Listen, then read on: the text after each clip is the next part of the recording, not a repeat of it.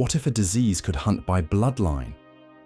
Dr. Evelyn Reed thought she was chasing a 500-year-old mystery, the English sweat that vanished without a trace. But when she cracked the genetic code, she discovered something terrifying. This wasn't a natural plague. It was a weapon, engineered 5 centuries ago to kill by royal blood, and someone wants to bring it back. The lecture hall at St. Giles University was a mausoleum of academic apathy, and Dr. Evelyn Reed was delivering a eulogy to a handful of students who would rather be anywhere else. Her presentation, a dense tapestry of viral protein folding and phylogenetic trees, glowed on the large screen behind her, each slide a testament to a career spent in the meticulous, often lonely, pursuit of truth. "The core principle of viral evolution is efficiency," she said, her voice echoing slightly in the half-empty room. She had a restless energy, a mind that moved so fast her words often seemed to be racing to keep up. A pathogen adapts to its host environment. It optimizes for transmission, for replication. We see it every flu season. But what happens when a virus achieves perfect efficiency?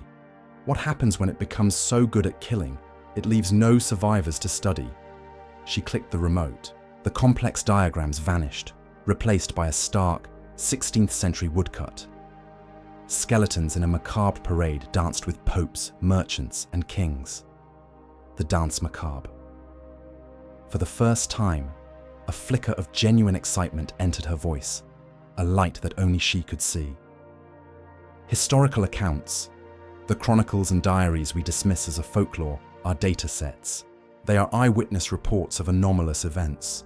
The dancing plague of 1518, the London fright of 1750. And this, she gestured to the screen, the Sudor Anglicus, the English sweat, a ghost pathogen. It appeared 5 times between 1485 and 1551, and then it vanished from the earth. It killed within hours, sometimes minutes. It was a phantom, a biological impossibility that has left no physical trace. But the stories remain, and within those stories, I assure you, is a data signature waiting to be sequenced. A student in the 3rd row let out a loud theatrical yawn. Evelyn S.'s spark of excitement died, extinguished by the profound, unbreachable wall of indifference before her. She sighed, a quiet puff of resignation, and clicked to her final summary slide. Her lab was as cramped and underfunded as her lectures were underattended. Second-hand sequencers hummed precariously next to centrifuges that looked like they'd been salvaged from a museum. Dr. Ben Carter leaned against the doorframe, a picture of pragmatic disapproval. He was sharp, cynical, and probably Evelyn S.'s only real friend in the department, which meant he was the only one who could be so brutally honest. He held up a thin envelope. "Congratulations, I guess," he said, his tone laced with the specific brand of mockery reserved for old friends. "The Wellman grant came through, all £12.50 of it. You can officially begin your hunt for 16th century goblins." He tossed the letter onto a stack of journals. "So, you're now the history detective." Evelyn snatched the letter, her eyes scanning the official approval. A tiny, triumphant smile touched her lips. "It's enough, Ben. It's enough for the preliminary archival work." "Archival work?" Ben scoffed, stepping into the lab. "Eve, there are real-world pathogens out there, evolving in real time. We should be focused on the next pandemic, not chasing 500-year-old ghost stories because they sound romantic." "It's not a ghost story," she shot back, her voice tight with conviction. "It is the single greatest unsolved mystery in epidemiology, Sudor Anglicus. It had a kill rate of over 90% and a symptomatic onset of less than 3 hours. It selectively targeted healthy, robust individuals, leaving the frail and elderly untouched. It appeared and disappeared 5 times in 70 years. It is an equation with a dozen missing variables. That's not romantic, Ben. That's terrifying." Ben softened for a moment, his cynicism giving way to a flicker of concern. He knew that fire. He knew it was what made her brilliant, and what made her an outcast. He picked up a 3D model of a bacteriophage from her desk, turning it over in his hands. "I just worry you're wasting your talent on something with no answers." He placed the model down carefully. "You know the university's motto, publish or perish. The only thing that vanishes faster than a forgotten plague, Evelyn, is university funding for it." Night found Evelyn alone in the digital archive room, a cavernous, climate-controlled space where the only light came from the soft blue glow of a massive holographic display. Here, she was in her element. The ghosts of the past weren't stories, they were data points, whispering from digitized vellum and pixelated scrolls. Her fingers flew across the holographic interface, a conductor orchestrating a symphony of information. Death rolls from the London outbreak of 1528, shipping manifests from the port of Dover, diplomatic communiques between the courts of Henry VIII and Francis I. She was building a web, a complex relational database to map the plague-s spread. Her hypothesis was simple. A zoonotic vector, likely rodents, carried on ships between England and the continent.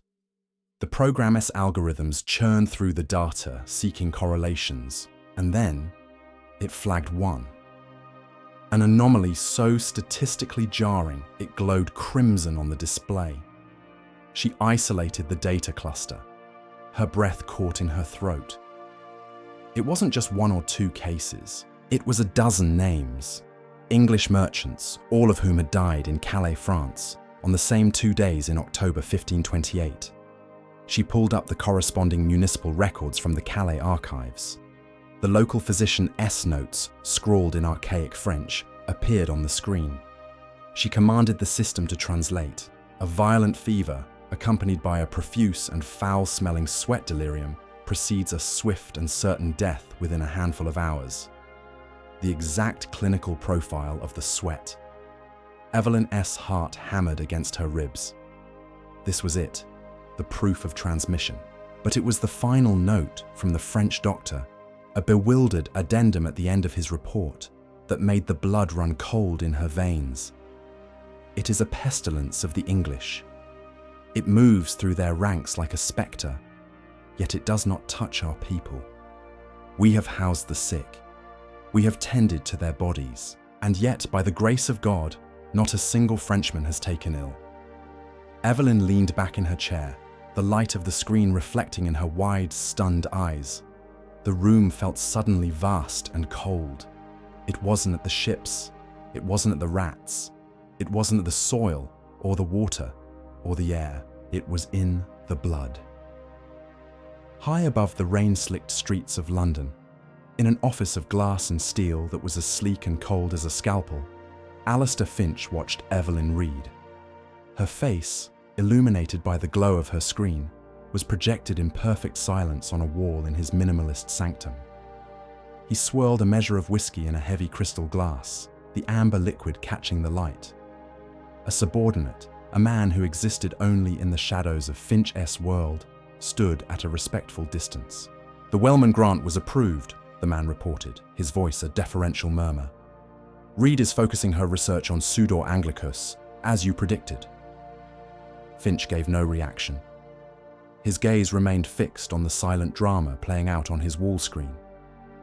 He watched as Evelyn's hands flew across the interface, watched as she isolated the Calais data, watched as the dawning, terrified comprehension transformed her features. He saw the exact moment the piece of the puzzle clicked into place for her. He took a slow, deliberate sip of his whiskey. "Keep a line on her research," Finch said, his voice quiet, devoid of emotion. "I want to know what she finds." He paused, his eyes narrowing slightly.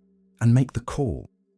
I don't want her getting anywhere near the Arundel site." The discovery in the digital archive had changed everything. Evelyn's theory of a simple pathogen was shattered, replaced by a question that felt both scientifically radical and terrifyingly medieval. What if a disease could hunt by nationality? To answer that, she needed more than epidemiological data. She needed to understand the world that had spawned it. That path led her to the University's rare books room, and to a man who seemed to be a living artifact himself.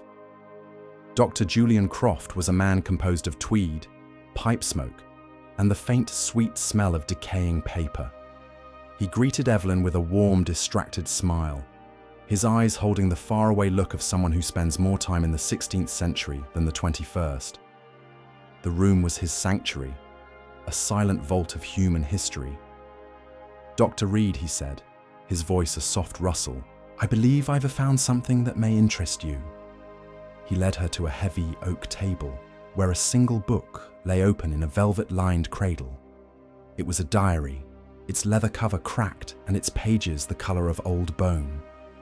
"The personal chronicle of Brother Thomas of Glastonbury," Julian explained, his hands hovering over the brittle paper with a surgeon's care.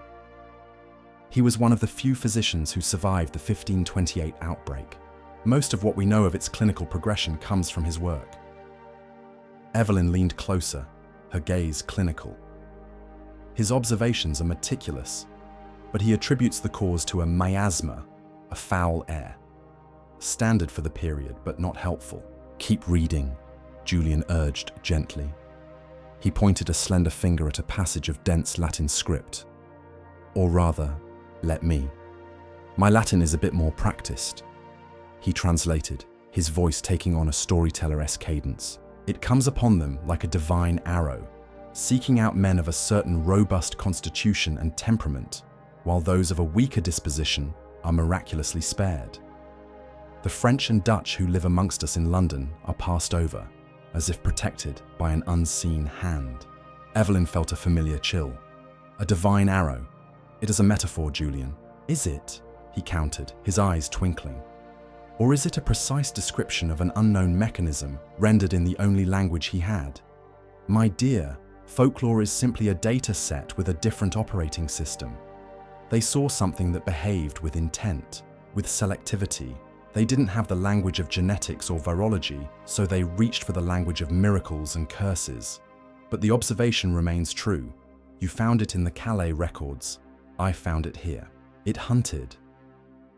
The next day, that spectral hunt led them to a small ancient stone church in the Sussex countryside, the Arundel crypt.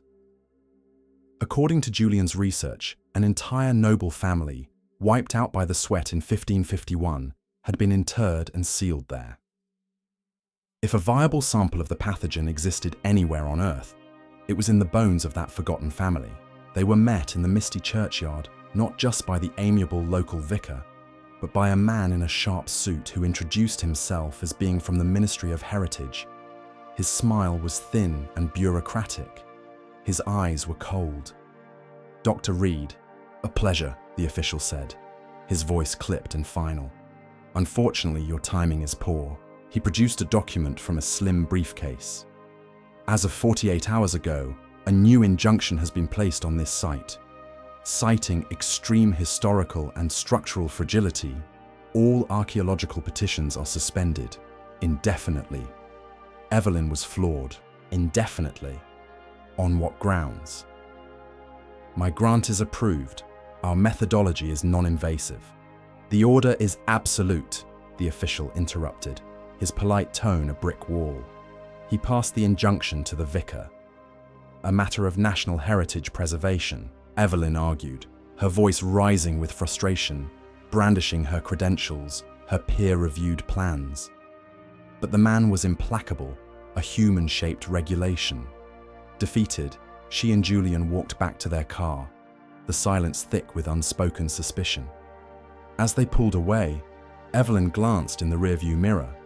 Parked down the lane, half hidden by an ancient yew tree, was a black sedan with tinted windows. It hadn't been there when they arrived. That night, Evelyn's apartment was a chaotic map of her frustration. The floor was covered in printouts of genetic markers and the sprawling family trees of Tudor nobility. She was chasing the ghost in the blood, searching for a unique allele, a single genetic key that could explain the plague's terrifying specificity. But it was like searching for one particular grain of sand on a beach. Exhausted, she got up to make coffee, the machine-esque gurgle the only sound in the apartment. As she waited, Her eyes drifted to her front door. The deadbolt. There was a tiny, fresh scratch in the metal around the keyhole. She frowned. She was certain it hadn't been there this morning. A prickle of unease traced its way up her spine. She scanned the room. Nothing seemed out of place, yet everything felt wrong. The stack of research papers on her dining table seemed restacked. The angle was too neat.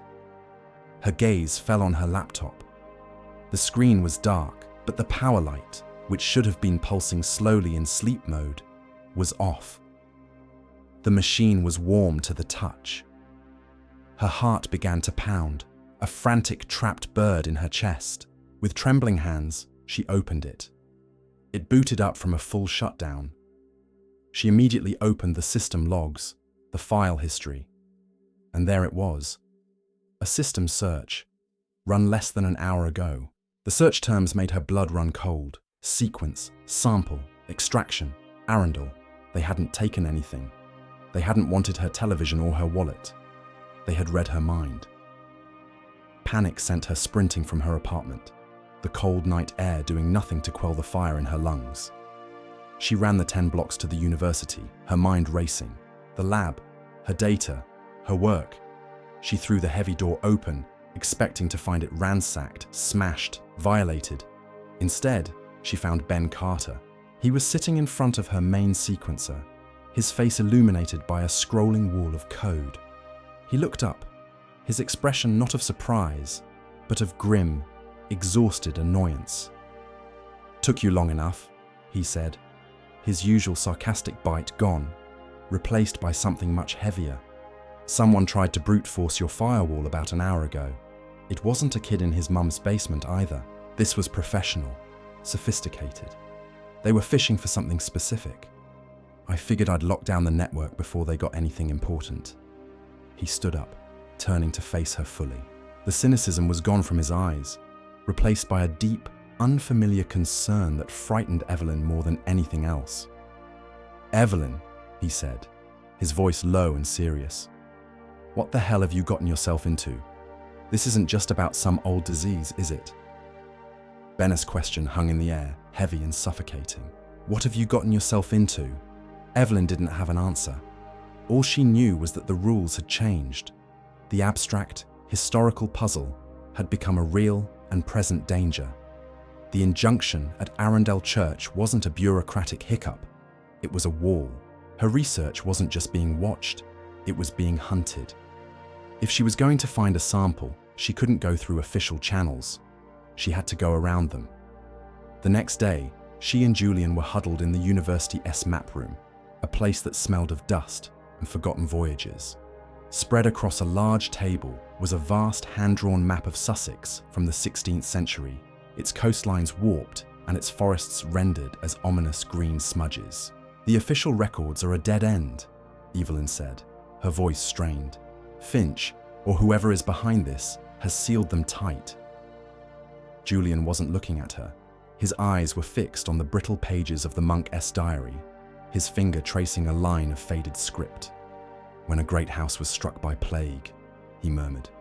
"Fear overcame piety. They wouldn't have risked bringing a cursed body into the main church. They wouldn't have dared place it in consecrated ground, for fear it would contaminate the soil for generations."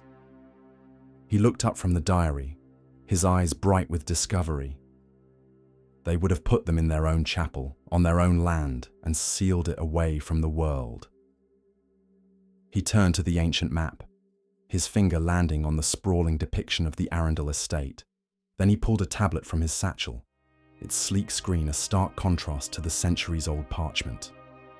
He cross-referenced the 16th century map with modern satellite imagery. "The main house is still there, of course, but look." He zoomed in on a dense grove of ancient yew trees a mile from the main property. He overlaid the old map. Faintly, obscured by 500 years of overgrowth, the unmistakable, ghost-white outline of a small building's foundation appeared on the screen. A private chapel, abandoned, forgotten, and most importantly, unprotected by any injunction. The night was moonless and cold. A portable generator hummed softly, a bubble of modern sound in the oppressive silence of the English countryside. In the heart of the yew grove, among the ruined foundation stones of the lost chapel, the three of them worked like ghosts. Ben, his face grim and set with a new fierce determination, operated the ground-penetrating radar unit. His cynicism had been burned away, replaced by the focus of a scientist confronted with a solvable, albeit terrifying, problem. The burial rites of the period for plague victims were specific, Julian directed, his voice a low whisper. The head of the family would be nearest the altar, facing east. Ben adjusted the sensors. "Getting something," he said, his eyes glued to the laptop screen. "A dense object, 3 meters down. Too dense for wood. It's metallic." They dug. For hours, their shovels scraped against dirt and roots, the work punctuated only by ragged breaths. Then, a dull thud echoed in the dark.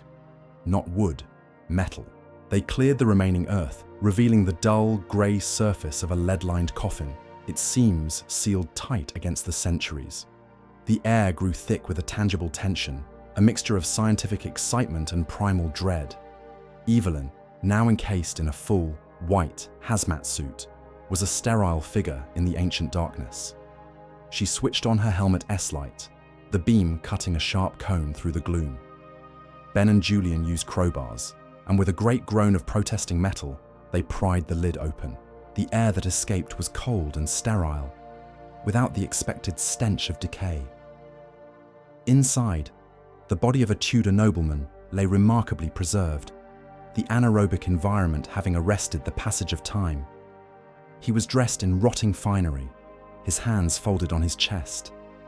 Evelyn felt a moment of profound reverence, of trespassing, but it passed, replaced by the urgency of her mission. She moved forward, her breath fogging the inside of her faceplate. With a specialized syringe, she carefully drilled into the femur and extracted a core sample of bone marrow, a perfect, hermetically sealed vessel containing the ghost that had haunted her for years. Back in the lab, the world shrank to the hum of the sequencer and the glowing strings of genetic code cascading down a holographic screen. For 2 days, they didn't sleep.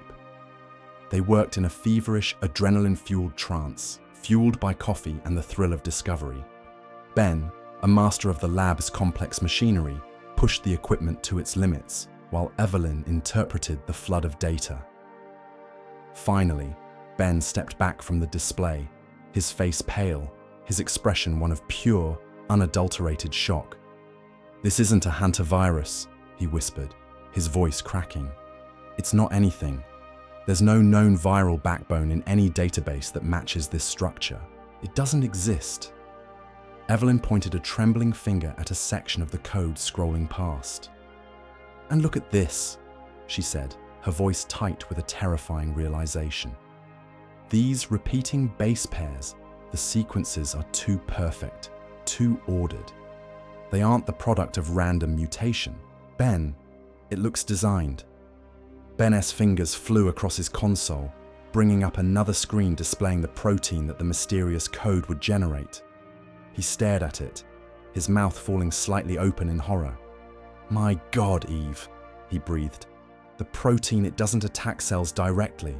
It's a key. It's designed to find and unlock a dormant, catastrophic autoimmune response, tricking the body into destroying itself in hours." His eyes met hers, wide with the weight of their discovery. "But the lock is a specific allele, a gene, one that we've already flagged." The implication hung in the air between them, heavy and monstrous. The sweat wasn't a natural disease. It was a weapon, a precision instrument of assassination, engineered 500 years ago to hunt and kill by bloodline. The mystery wasn't just, what was the plague? It was, who created it? The answer came faster than they could have imagined. As the final piece of the genetic puzzle slotted into place on the screen, a piercing alarm blared through the science building, its shrill cry shattering the night. Red lights flashed across the lab, reflecting off the glass vials and steel surfaces. "Silent alarm!" Ben yelled, already grabbing their primary hard drive. "Someone tripped the perimeter sensors. They're here." Evelyn didn't hesitate. She snatched the cryovial containing the precious sample from the cooling unit. Through the lab's reinforced window, she could see them. Two figures in dark tactical gear, moving with professional speed across the deserted campus quad, heading directly for their building. "Go!" Ben shouted, shoving the hard drive into her hands. "Get the sample out of here! The service exit!" As Evelyn ran, a second team smashed through the main entrance of the building. Ben, acting on pure instinct, kicked over a tall rack of pressurized gas canisters. They crashed to the floor, rolling and hissing, creating a chaotic, impassable barrier in the corridor. He yelled after her, "Go, Eve, just go!" Evelyn burst out into the cold night, clutching the vial to her chest. The alarms were deafening. She didn't look back. She just ran, a lone figure disappearing into the vast darkness of the city, carrying a 500-year-old secret that was now dangerously, violently alive. The city was a blur of hostile lights. Evelyn sat on a rattling underground train, just another anonymous face in the tired evening commute. But she felt like every eye was on her. In a thermos inside her worn satchel, nestled amongst old protein bars, was the cryovial. A 500-year-old plague, a microscopic ghost, now the single most dangerous and valuable object in her life. She was no longer a scientist. She was a courier, a fugitive. Her world of peer reviews, grant proposals, and academic debate had been stripped away, leaving only the cold, hard reality of the hunt. A cheap burner phone in her pocket buzzed, a harsh, unfamiliar sound. She answered it, her knuckles white. It was Ben. His voice was tinny, strained. "Eve, are you clear?" "I think so," she whispered, her eyes scanning the other passengers. "Don't go home. Don't go to the university. Don't go anywhere," he said, his words clipped and urgent. "Finch is playing his hand. He's had our credentials revoked. The university has issued a statement accusing us of academic misconduct and theft of university property. There's a warrant out for your arrest." Evelyn felt the floor drop out from beneath her. The very institution she had dedicated her life to, the pillars of law and science she had revered, were now being used as weapons against her. She was not just a fugitive. She was a pariah. "Where do I go?" she asked, her voice hollow. "I'm sending you coordinates," Ben replied. "A place we can work. A friend of a friend. It's not pretty, Eve, but it's off the grid. Be careful." The line went dead. The coordinates led her to a derelict warehouse district by the river, a graveyard of forgotten industry. Ben met her at the rusted door of a warehouse that smelled of dust and ozone. Inside was their new lab. It was a chaotic masterpiece of improvisation, a patchwork of stolen, borrowed, and custom-built machines. A high-end sequencer, liberated from a corporate rival, was wired into a server rack, cooled by a dozen humming computer fans. Microscopes sat on old packing crates. It was the antithesis of their clean, orderly university lab, but it was safe. For 3 days, they worked with a feverish intensity, diving deeper into the pathogen S code. With the full sample, they could finally map its most intricate secrets. And then they found it. The lock, the specific genetic target the weapon was designed to seek. "It's a rare allele cluster," Evelyn breathed, staring at the holographic display. "DR17DQ2. It's almost exclusive to my god." She ran the marker against a historical genetics database. "It's a bloodline marker, one associated with the old Plantagenet dynasty." Ben pulled up a timeline of Tudor history on another screen. The Plantagenets were the royal house before the Tudors. By Henry VIII's time, their direct line was gone, but their blood was scattered throughout the aristocracy. They were the old power, the old threat. Evelyn began lining up the dates of the 5 outbreaks of the sweat against the timeline. Her eyes widened. Each outbreak corresponded perfectly, terrifyingly, to a period of intense political challenge to the Tudor throne by factions with known Plantagenet ancestry.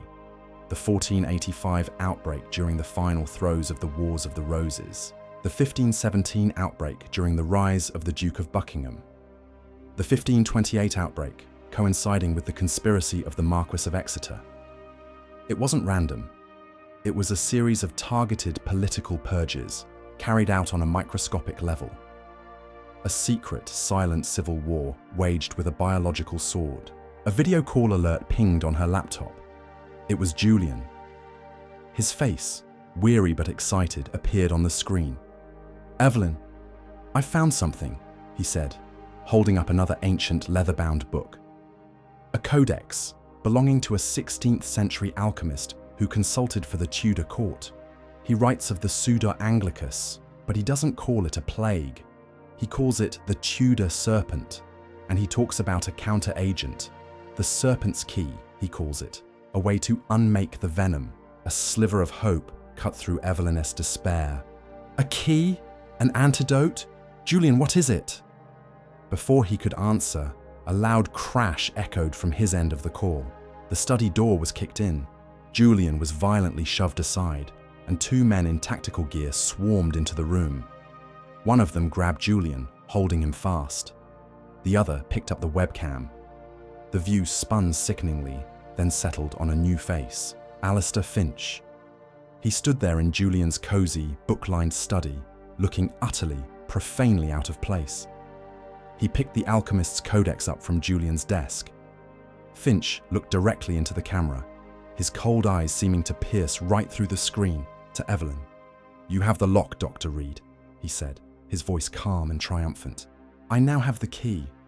Thank you for your foundational work." He snapped the laptop shut. The line went dead. Evelyn stared at the blank screen, a profound, soul-crushing despair washing over her. It was over. Finch had won. He had the sample, he had the research, and now he had the final piece, the key to controlling the weapon. "He beat us," she whispered, her voice cracking. "It's all over." Ben grabbed her by the shoulders, his grip firm, forcing her to look at him. "No, listen to me. Think," he said, his voice sharp and loud. He called it the Serpent's key. In alchemy, what's the most famous serpent? He didn't wait for an answer. He pulled up an image on the main screen. A snake eating its own tail. The Ouroboros. It isn't about a substance, Eve. It's about a cycle, a pattern, a repeating sequence. His fingers flew across the console, pulling up the full genetic code of the pathogen. He thinks the codex describes an antidote he can manufacture. But what if the alchemist wasn't that literal? What if the key to unmaking it is already inside it? His finger stabbed at the screen, highlighting a small section of the code. A sequence of base pairs that read the same forwards as it did backwards. A perfect palindrome. "Look," Ben said, his voice electric with discovery. "It's a kill switch, a built-in self-destruct sequence. Finch is looking for a cure in that book, but the real key, it's been right here the whole time." The discovery of the kill switch changed the board. Hope, sharp and dangerous, cut through Evelyn's despair. Finch thought he held the key, but he was reading the wrong language. He had the book, but she and Ben had the footnotes. They had one chance to stop him, not by running, but by turning his own ambition against him. They had to go to the heart of his empire. OmniGen's research facility was a monument to sterile power. It rose from a private technology park in the remote countryside, a massive, windowless building of white concrete and smoked glass. It wasn't a laboratory, it was a fortress. Under the cover of darkness, Evelyn and Ben approached a service entrance, two academics about to commit a felony in the name of saving the world. "You'd think a place like this would have armed patrols," Evelyn whispered, her breath misting in the cold air.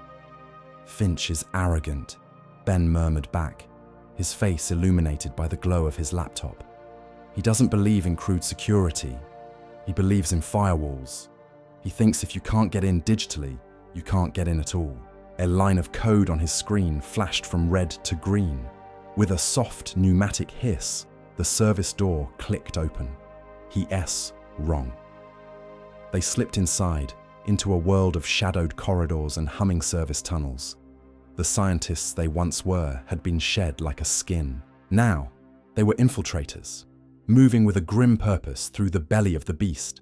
Their only weapons a cryo-vial, a hard drive, and a desperate, brilliant idea. They found it on the third subterranean level, the BSL-4 lab. Through a triple-paned, reinforced glass wall, they saw Finch S' inner sanctum. It was a cathedral of advanced science. Robotic arms moved with silent, inhuman precision inside a sealed chamber. Finch, dressed in a custom-tailored lab coat, oversaw his team like a conductor. They were preparing to synthesize the pathogen. On a separate table, ready for Finch's exclusive use, was a single syringe containing a clear liquid, what he believed was the antidote, derived from the Alchemist S Codex. Evelyn and Ben hunkered down behind a control terminal just outside the main lab. The air crackled with tension. He running the synthesis in a closed network, air-gapped from the rest of the facility, Ben whispered, his fingers flying across his keyboard. But even a closed network has a service port. I just need to find it. While Ben furiously worked to bypass the layers of security, Evelyn connected a small portable microsynthesizer to a peripheral port. She began programming a small, specific RNA payload. It wasn't a cure or a virus. It was a message, a single line of instruction designed to be read by the pathogen itself. A message that would tell it to activate its own kill switch, the Ouroboros. He's starting the final amplification sequence, Evelyn said, her eyes locked on the monitors inside the lab. Ben, I need access now. Almost there, Ben muttered, sweat beading on his forehead. His firewalls are beautiful.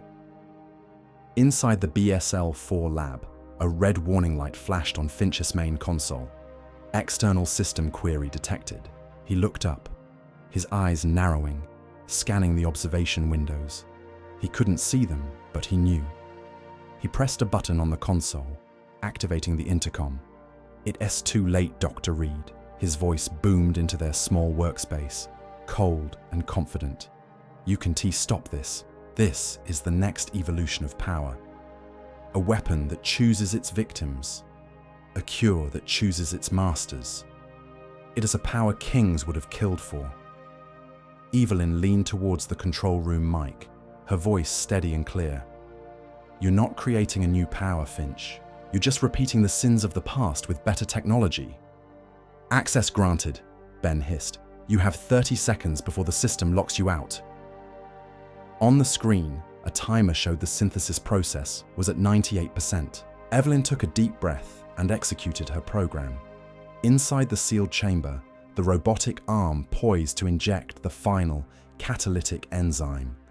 But at the last second, it rerouted. A different needle injected Evelyn's invisible RNA payload into the synthesis matrix.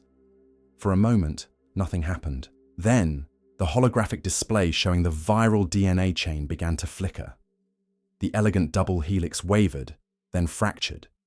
The code dissolved, the repeating sequences turning on themselves, erasing the chain from the inside out, until there was nothing left but inert, meaningless junk code. The Tudor Serpent had eaten itself. Finch stared, his mind refusing to process what he was seeing. He slammed his fist against the reinforced glass in a silent scream of fury as facility-wide alarms began to blare, flooding the corridors with the sound of his failure. Months later, the only alarms were the gentle chimes of a museum. Evelyn Reed walked through a new, brightly lit exhibit. The Tudor Sweat, solving a 500-year-old mystery. Photos of her, Ben, and a smiling Julian were displayed prominently. A large plaque credited her with the discovery of the world's first known genetically engineered virus and the exposure of the OmniGen plot. She saw Julian across the room, fully recovered, talking animatedly to a group of university students. He caught her eye and smiled, a gesture of shared, quiet victory. Evelyn stopped in front of the exhibit's centerpiece. In a climate-controlled display case, the 16th century Alchemist's Codex lay open. Its pages were filled with mystical drawings of serpents and keys. And right beside it, on a large digital screen, scrolled the now inert genetic code of the pathogen, its defunct kill switch sequence highlighted in green. she looked from the ancient, superstitious drawings to the cold, hard data of the screen. The alchemist S metaphor and the geneticist S reality. The serpent S key and the palindromic sequence. They weren't two different stories. They were the same truth, told in two different languages, separated only by time. And for the first time, she understood both perfectly.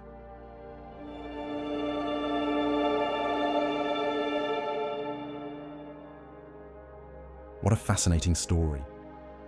On the surface, it is a classic victory for science.